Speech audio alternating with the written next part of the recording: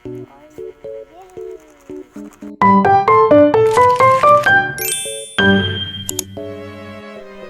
mga kapatads! Ngayon nga po pala ay mag-a-unbox tayo ng mga biskwit. So ayun guys, yung Sesoy, lalapag muna namin yan guys kasi di namin yan bubuksan guys, mamaya na po. And ayan guys, ayan po yung mga biskwit, may mga laman po yan. So ayun guys, unahin muna natin yan. So ang unahin po natin na papakita ay ang Oreo na Pokemon. So ayun guys, ayan. And, ayun, susunod naman ay ang Watatops. So, talagang favorite din namin yan. And, guys, yung cream o guys na normal, ganun. Ayan, talagang favorite din po talaga yan.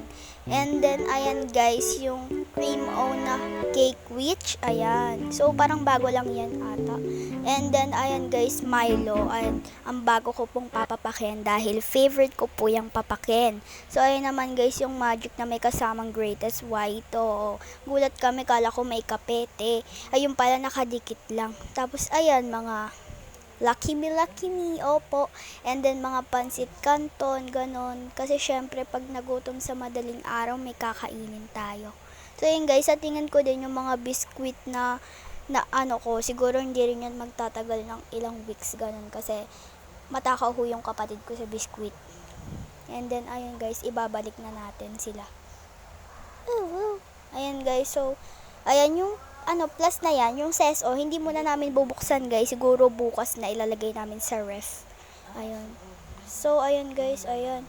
Binabalik na po namin para hindi ho masyadong makalat at i-organize natin yan.